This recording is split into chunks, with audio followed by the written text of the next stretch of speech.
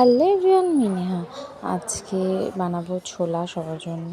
আজকে আমাদের বাড়িতে ভাত খাওয়া হবে না, আজকে চৈত্র মাসের লাস্ট দিন, তাই বলে ভাত খাওয়া যাবে না বলতে এই বাড়িতে নিয়ম। আমাদের শিলিগুড়ি বাড়িতেও মানে বাপের বাড়িতেও ওই নিয়ম আছে, কিন্তু আমাদের বাপের বাড়িতে এই ছোলা টোলা এগুলো খায় না, অন্য কিছু খায়।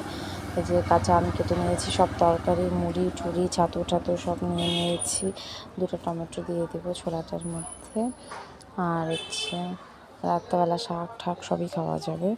তো আমার ঘুগনি অলমোস্ট রেডি, বাবার জন্য তুলে রেখেছি আলু ছাড়া। এখানে আলু একটু দিয়ে দেবো, গরম মশলা নেই, মা পরে নিয়ে আসবে, গরম মশলা আনবে, তখন গরম করা হবে। এই যে আমরা খেতে বসে গেছি, আমরা চলে যাব শিলিগুড়ি। শিলিগুড়ি থেকে একটু বাজার টাজার করতে হবে পুজোর।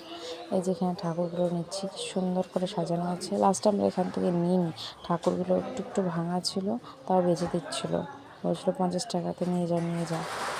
তো নিয়ে আমরা এখান থেকে নিয়েছি ঠাকুর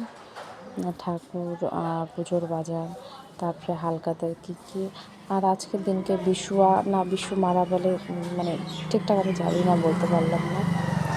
এই যে আমরা মিষ্টি সিঙ্গারা খেয়ে নেবো এখানকার মিষ্টি সিঙ্গারা খুবই টেস্টি লাগে। আমি খেয়ে নেবো একটা কালাকান্দ আর সিঙ্গারাটা হেভি। পনির দেখো এত বড় সাইজের, বড় সাইজের একটা পনির দিয়ে দিয়েছে। আর যতই যাই খাও, ভাত না খেলে দুপুরবেলা সত্যি খুবই খারাপ লাগে। এদিকে বাড়ির এখানে চলে এসেছি, এখানে মেলা হচ্ছে আমাদের চড়ক পুজোর। তো এখানে একটু প্রণাম করে যাবো। এই যে গাছ তুলে দিয়েছে, গাছ ঘোরাবে। কেমন লাগলো ভিডিওটি জানিও। টাটা।